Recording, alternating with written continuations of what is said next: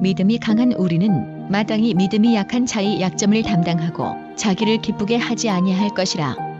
우리 각 사람이 이웃을 기쁘게 하되 선을 이루고 덕을 세우도록 할지니라. 그리스도께서도 자기를 기쁘게 하지 아니하셨나니 기록된 바 주를 비방하는 자들의 비방이 내게 미쳤나이다 함과 같으니라. 무엇이든지 전에 기록된 바는 우리의 교훈을 위하여 기록된 것이니 우리로 하여금 인내로 또는 성경의 위로로 소망을 가지게 함이니라. 이제 인내와 위로의 하나님이 너희로 그리스도 예수를 본받아 서로 뜻이 같게 하여 주사 한 마음과 한 입으로 하나님 곧 우리 주 예수 그리스도의 아버지께 영광을 돌리게 하려 하노라.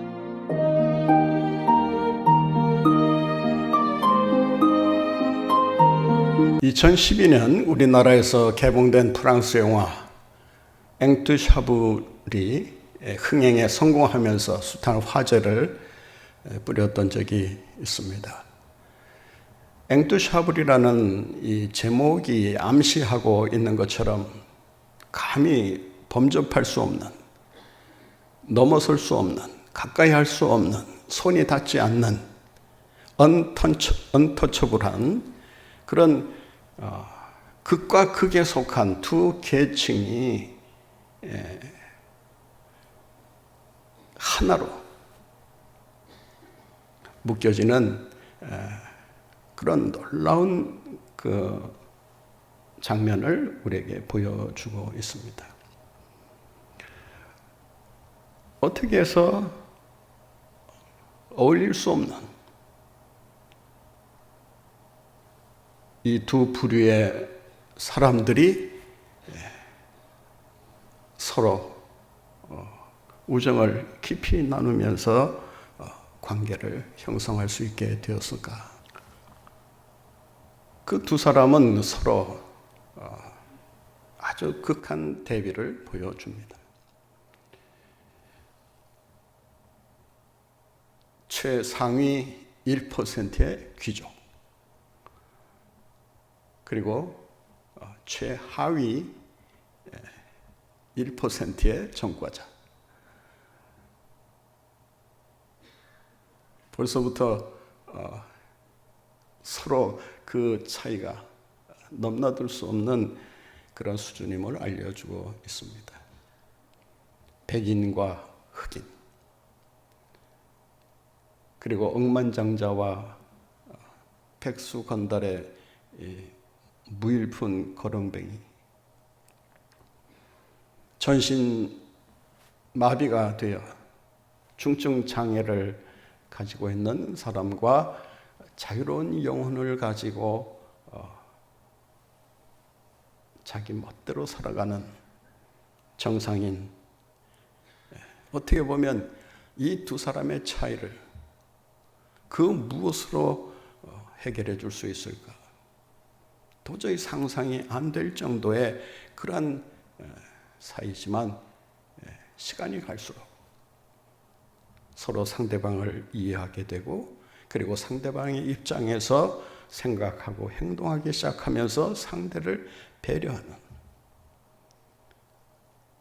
그런 사랑의 교제를 형성해 가게 됩니다. 이 영화가 시종일관 우리에게 전하는 중요한 메시지가 하나 있습니다. 인종적인 차이, 경제적인 차이, 신분의 차이, 사회적인 차이를 극복할 수 있는, 뛰어넘을 수 있는 가장 위대한 힘이 뭐냐? 바로 배려의 힘이라고 하는 것입니다. 이 두 사람은 처음에는 서로를 이해하지 못해 의견 차이와 충돌을 보이면서 갈라설 위기를 맞이하기도 했지만,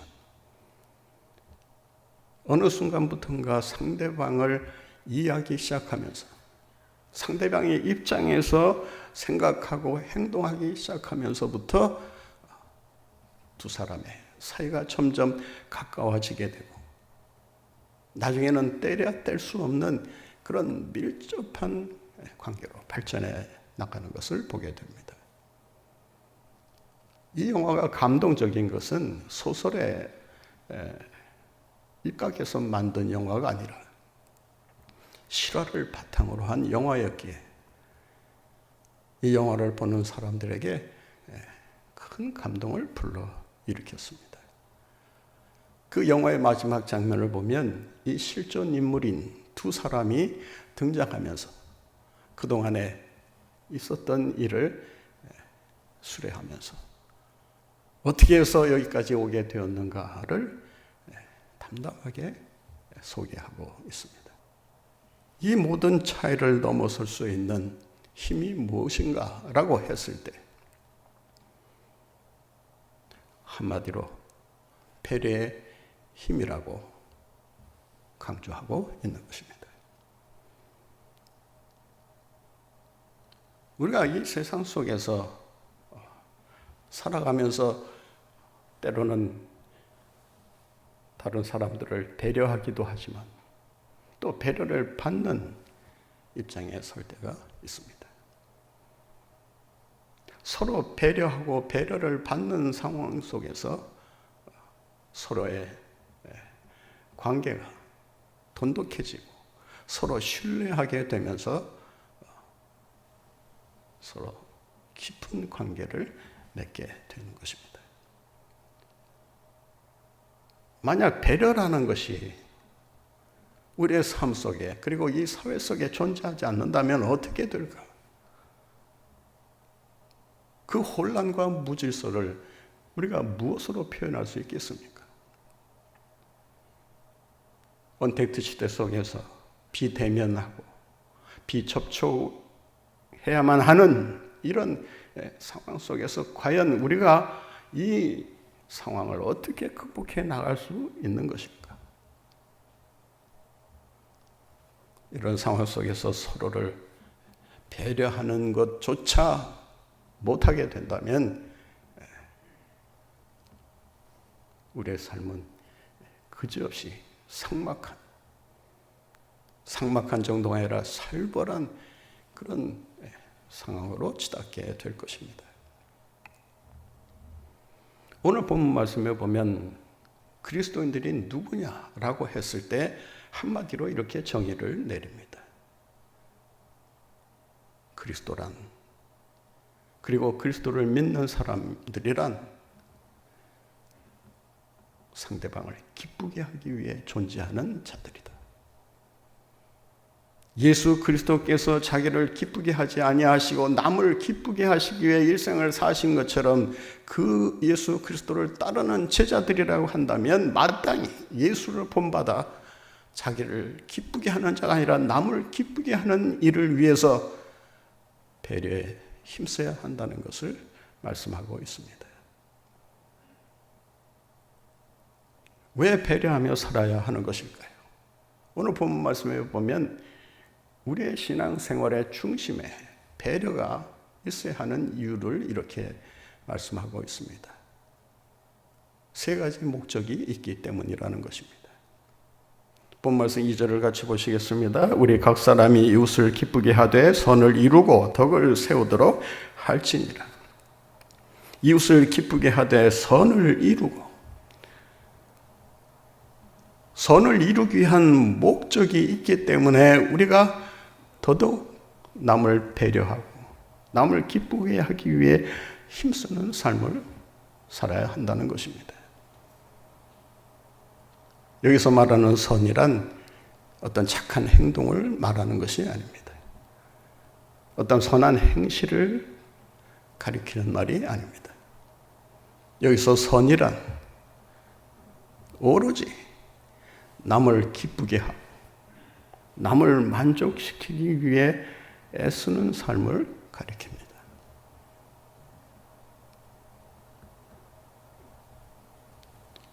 오늘 본문에 보면 두 가지 삶을 얘기합니다. 하나는 자기를 기쁘게 하는 삶이 있고 다른 하나는 남을 기쁘게 하는 삶이 있다.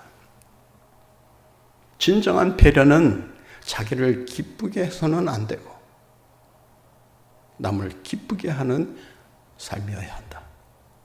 배려란 뭐냐? 자기 만족을 덕을 위해서 자기 중심적으로 사는 것이 아니라 남을 기쁘게 하기 위해서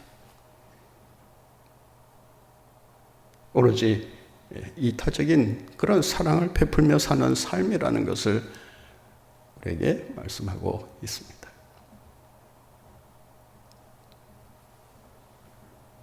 선을 이룬다고 했을 때 본문이 우리에게 전하는 그러한 메시지를 바탕으로 해서 풀어보면 이런 뜻입니다.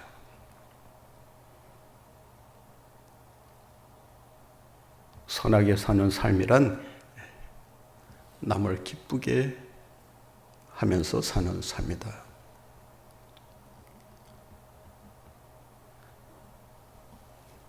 그런 의미에서 이 본문은 여러분들에게 질문을 던지고 있습니다. 여러분은 자기를 기쁘게 하기 위해 이기적으로 살아가고 있습니까? 아니면 남을 기쁘게 하기 위해 이타적으로 살아가고 있습니까? 이 사회에 만연한 악들의 뿌리를 살펴보면 하나의 공통점이 발견됩니다. 자기를 기쁘게 하려는 나머지 이기적인 욕망에 치우쳐 살기 때문에 그로 인해서 악이 발생하고 그러한 악들이 이 사회에 만연하게 된다라고 하는 것입니다. 요즘 일어나는 끔찍한 사건, 사고를 한번 살펴보시기 바랍니다. 얼마 전 부모로부터 버림을 받은 두 형제가 라면을 끓여 먹으려다가 화재가 발생해서 의식불명 상태에 빠지지 않았습니까?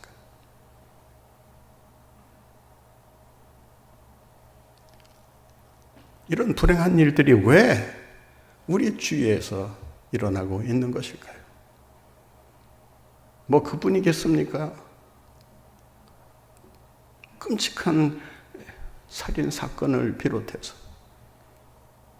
흉악무도한 범죄들이 일어나고 있는 그 이면에는 오로지 자기만을 기쁘게 하겠다는 이런 이기적인 욕심이 있기 때문이라고 할 수 있습니다. 신앙생활을 한다는 것이 무엇입니까?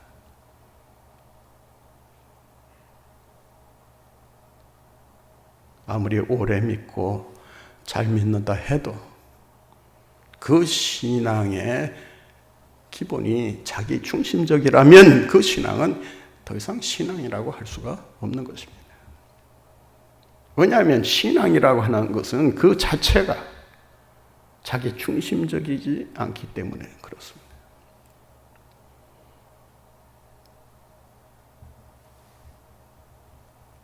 예수님을 믿노라고 하면서 예수님을 따른다고 하면서 예수님께서 우리에게 보여주신 무조건적인 배려, 희생적인 배려를 마다하고 자기 중심적으로 살려고 한다면 어찌 주님의 제자라고 말할 수가 있겠습니까?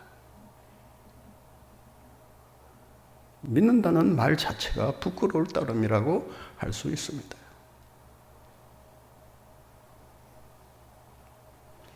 왜 우리가 배려하며 살아가야 하는 것일까요? 왜 우리 신앙생활의 중심에 배려가 자리 잡도록 해야 하는 것일까요?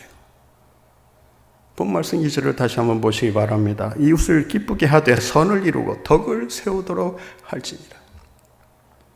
이 덕을 세우도록 한다는 이 말은 헬라어 원문을 보게 되면 프로스 오이도쿠멘이라고 되어 있습니다.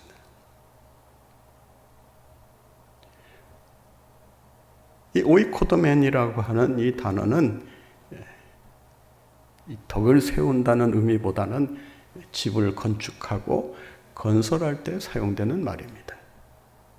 오이코스라는 말이 이 집이라는 뜻인데, 이 집이라는 말에서 파생된 단어가 오이코도멘입니다. 따라서 이 말씀을 제대로 번역하려면 아마 이렇게 해야 그 뜻이 통하지 않을까 생각합니다. 집을 바로 세우려고 한다면 배려에 힘써야 된다. 공동체가 바로 서려면 구성원 한 사람 한 사람이 서로 배려하는 자세를 가지고 끊임없이 예수님께서 보여주신 배려의 본을 본받아 살아가야 된다.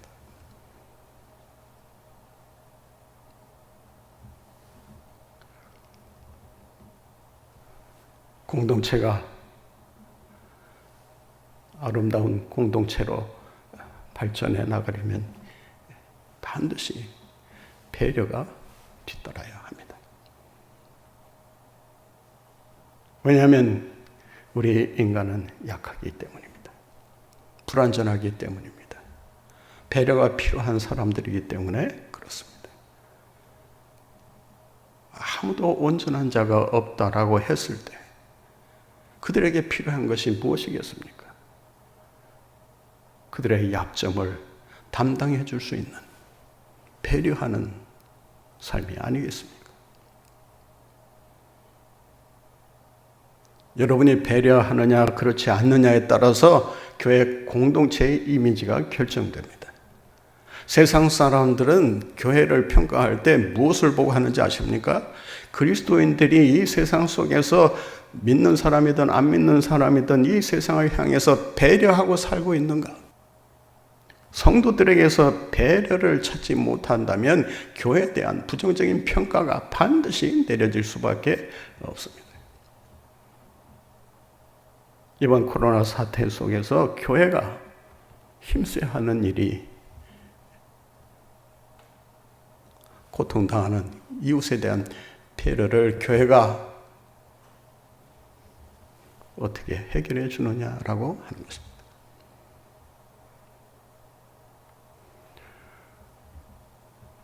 왜 배려하며 살아가야 하는 것일까요? 왜 우리 신앙생활의 중심에 배려가 있어야 하는 것일까요? 오늘 본 말씀 6절에 그 해답을 발견하게 됩니다. 같이 읽겠습니다. 한 마음과 한 입으로 하나님 곧 우리 주 예수 그리스도의 아버지께 어떻게 하게 하기 위해서? 영광을 돌리게 하기 위해서라고 하는 것입니다.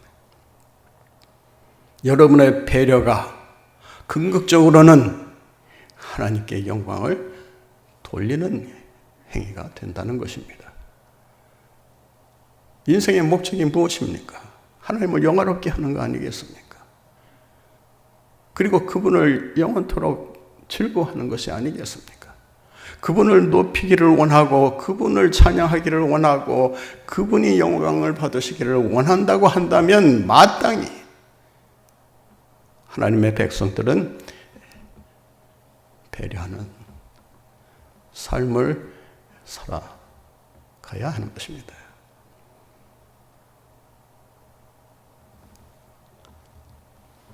비대면 시대 속에서 이 접촉이 있어야 하는 이 전도가 어떻게 보면 그 문이 막혀 있다고 할 수 있습니다. 뭐 다른 것도 다 제한을 받지만 이 전도를 할 수 없다고 하는 이것이 가장 큰 제한이 아닌가 생각합니다. 이런 시대 속에서 과연 무엇을 통해서 복음을 전할 수 있는가? 예수님께서 우리를 구원하시기 위해 배려해 주신 것처럼 배려하는 삶을 살아드릴 때 세상 사람들이 배려하는 우리들의 모습을 보면서 하나님의 사랑을 발견하게 되고 그분께로 나오게 된다고 하는 것입니다. 배려하는 삶을 통해 하나님의 영광을 드러내시며 살아가시는 여러분들 모두가 되시기를 간절히 바랍니다. 그렇다면 어떻게 해야 우리가 남을 기쁘게 하기 위해 배려에 힘쓸 수 있는 것입니까? 오늘 본 말씀 1절에 보면 이런 말씀이 기록되어 있습니다. 같이 읽겠습니다. 믿음이 강한 우리는 마땅히 믿음이 약한 자의 약점을 담당하고 자기를 기쁘게 하지 아니할 것이라. 우리 강한 자는 마땅히 이 약한 자의 약점을 어떻게 하라고요? 약한 자의 약점을 들춰내고 비난하고 저주하라는 것입니까? 약점을 담당하라는 것입니다. 담당한다는 말이 무엇입니까? 여러분이 무언가를 담당한다고 했을 때 그 담당의 의미가 무엇인가를 깊이 성찰할 수 있어야 합니다. 담당한다고 하는 것은 스스로 들 수 없는 무거운 짐을 대신해서 져주는 것을 말합니다. 상대방이 힘들어 쩔쩔매고 있을 때 그 사람의 필요와 요구를 헤아리고 그 사람이 할 수 없는 것을 떠맡은 이런 자세가 있어야 하는 것입니다. 우리 주님은 우리 스스로 해결할 수 없는 죄의 무거운 짐을 친히 십자가에서 지시고 담당하시고 우리를 자유롭게 해 주신 것입니다. 그분의 배려가 있기에 오늘날 우리가 이 자리에 자유롭게 나와 주님을 찬양하고 경배하게 된 것이 아니겠습니까? 만약 주님께서 십자가라고 하는 이 배려를 우리에게 해주지 아니하셨다고 한다면 아직까지도 우리는 죄의 굴레를 벗어나지 못한 채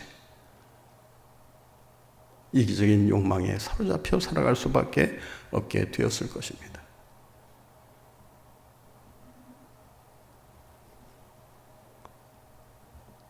하나님은 우리를 강한 자로 쓰시기를 원하십니다. 제가 여러분에게 질문을 던집니다. 한번 스스로 이 질문에 답을 해보시기 바랍니다. 여러분은 남을 배려하는 사람입니까? 아니면 남으로부터 배려를 받고 있는 사람입니까? 배려하면서 살기를 원하십니까? 아니면 끊임없이 배려를 받으며 살아가기를 원하고 계십니까?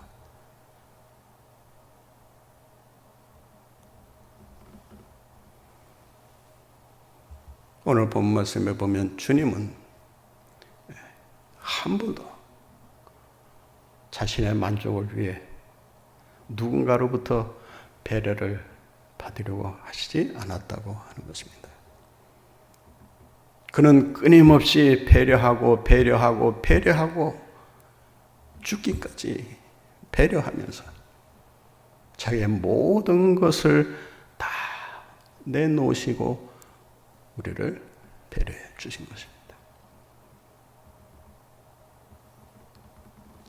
약한 자의 약점을 담당하겠노라고 고백하며 결단하며 배려하는 자로 살아가시는 여러분들 모두가 되시기를 바랍니다.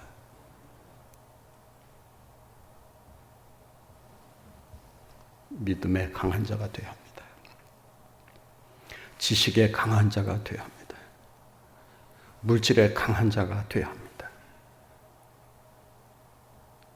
강한 자가 되어야 그래야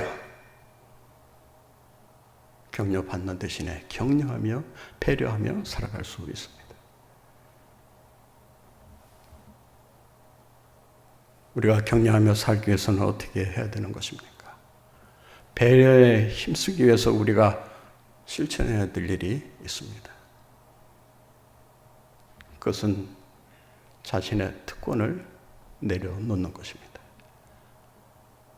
주님은 자신의 모든 것을 다 아낌없이 포기하고 내려놓으셨습니다. 주님은 자신의 권세와 자유마저 제한시키면서 우리를 배려해 주셨습니다.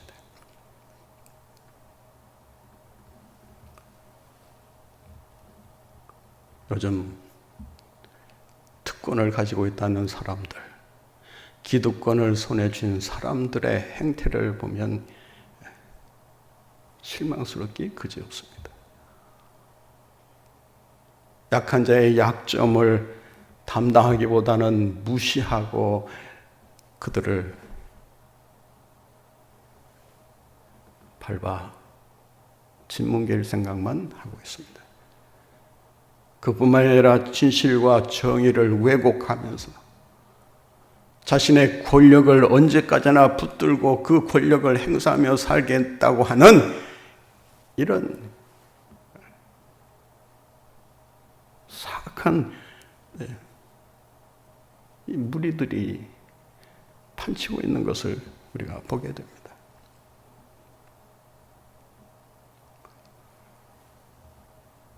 세상 사람들이 이 언택트 시대의 교회에 요구하는 것이 무엇인지 아십니까? 세상 사람들이 요구하기도 하지만 하나님께서 이 코로나 바이러스 사태를 통해서 하나님의 교회에 정중히 요구하고 계시는 것이 있습니다. 그 요구가 무엇인지 아십니까? 제가 보기에는 높은 자리에서 내려오라는 것입니다. 특권을 행세하려고 하지 말고 내려놓으라는 것입니다. 포기하라는 것입니다.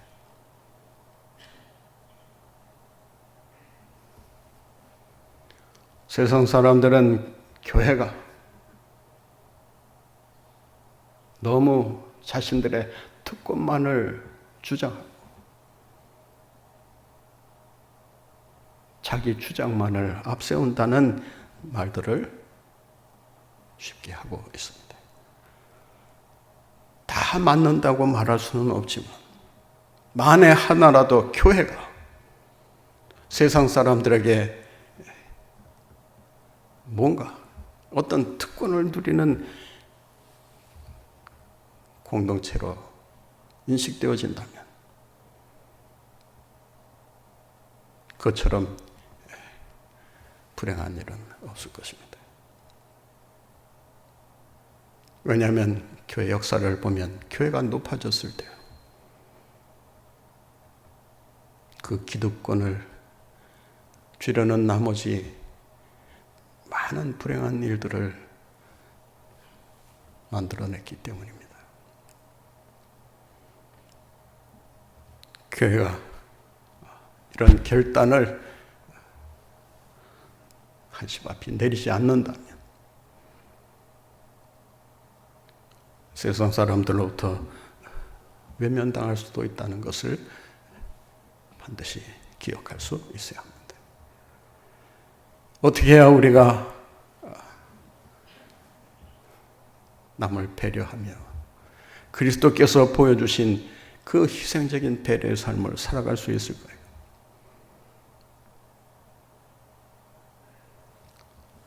오늘 본문 말씀해 보면 우리 주님은 우리를 기쁘게 하기 위해서 자기에게 주어지는 모든 모멸과 비방 그리고 능력을 담당하셨다고 말합니다. 보면서 3절을 같이 보시겠습니다. 그리스도께서도 자기를 기쁘게 하지 아니하셨나니 기록된 바 주를 비방하는 저들의 비방이 내게 미쳤나이다. 그는 남을 기쁘게 하기 위해서 온갖 비방을 다 떠안았다고 하는 이것이 예수님의 십자가의 위대함이라고 말할 수 있을 것입니다. 주님이 인간의 위치에까지 내려오셔서 인간을 이해하시고 인간의 아픔을 헤아리시고 그 상처를 보듬어 주시고 싸매어 주시고 회복시켜 주셨음을 알 수 있습니다. 주님은 한 번도 자신을 기쁘게 하려고 하지 않았습니다.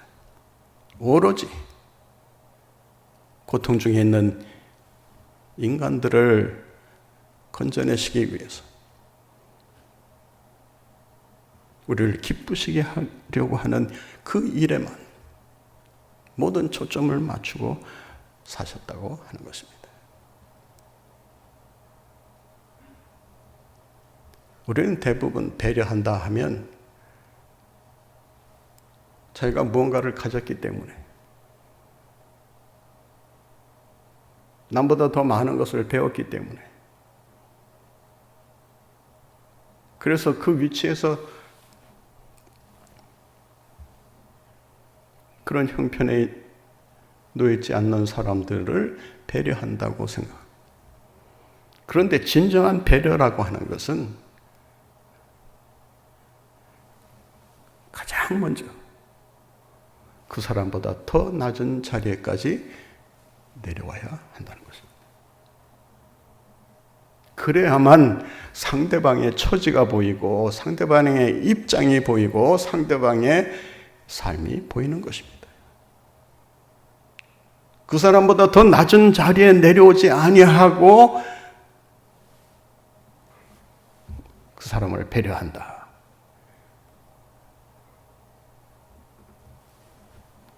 상대방을 진정으로 이해하지 못한 채 배려하는 것은 그 배려가 그 사람에게 도움이 되기보다는 오히려 그 사람을 해치는 결과를 초래할 수도 있다는 사실을 알아야 합니다. 오 헨리라고 하는 작가가 쓴 만야의 빵이라는 단편 소설이 있습니다. 한 시골 마을에 빵가게를 운영하는 순수하고 아름다운 노처녀가 있었다고 합니다. 그 빵가게를 매일같이 드나드는 한 사람이 있었는데 빵가게에 들어와서는 가장 싸고 딱딱하기 그지없는 바게트빵을 사가는 사람이 있었다고 합니다. 그 사람의 행색을 살펴보니 남루한 옷을 걸친 데다가 손에 물감이 덕지덕지 묻은 것으로 봐서 삶에 여유가 없는 사람이겠구나. 나름대로 판단을 합니다.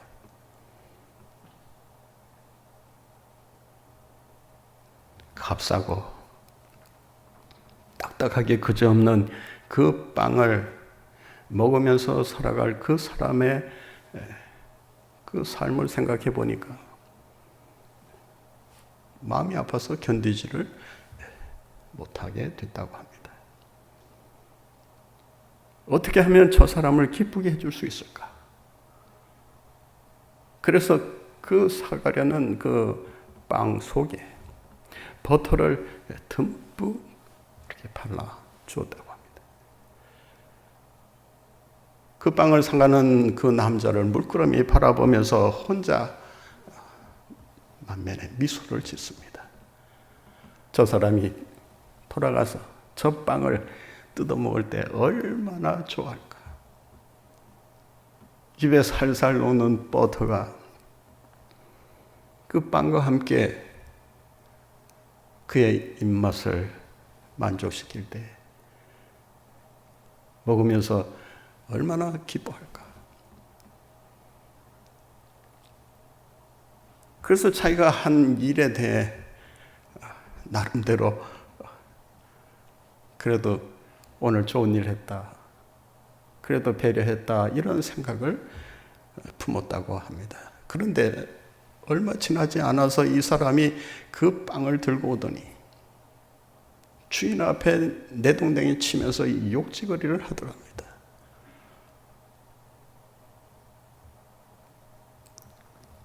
쓸데없는 짓을 해서 내 일을 망쳐버렸다고.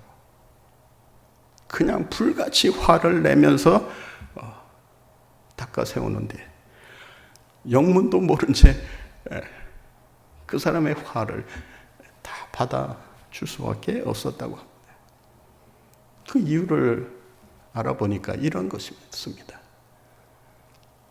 이 사람은 건축 도면사로 이 설계도를 그리는 그 직업을 가지고 있었는데, 그 설계 도면을 그릴 때 자주 사용하는 그 연필을 이제 수정하기 위해서 이 지우개를 그동안 사용했는데 그것이 깔끔하게 지워지지가 않고 그 흔적이 자꾸 남더라는 것입니다. 그래서 지우개 대용으로 그 딱딱한 빵을 가지고 그 연필 자국을 지워보니까 뭐 얼마나 깨끗하게 지워지는지. 그래서 날마다 그 빵을 사러 그 가게에 왔던 것입니다. 무엇이 문제였습니까? 상대방의 입장을 전혀 이해하지 못했기 때문입니다. 자기 나름대로의 일방통행식 배려가 낭패를 불러오고야 말았던 것입니다. 주님은 우리보다 더 낮은 자리에까지 내려오셔서 배려의 본을 보여주셨습니다. 오늘 이 시대가 교회에 요구하는 것이 무엇입니까? 고통당하는 우리를 배려해달라는 거 아니겠습니까? 배려해달라는 그들의 소리에 교회가 언제까지 귀를 막고 개토를 쌓고 살아야 하는 것입니까? 이 언택트 시대에 주님께서 우리를 구원하시기 위해 모든 것을 버리시기까지, 모든 권세와 자유를 포기하시기까지 배려해 주신 거죠.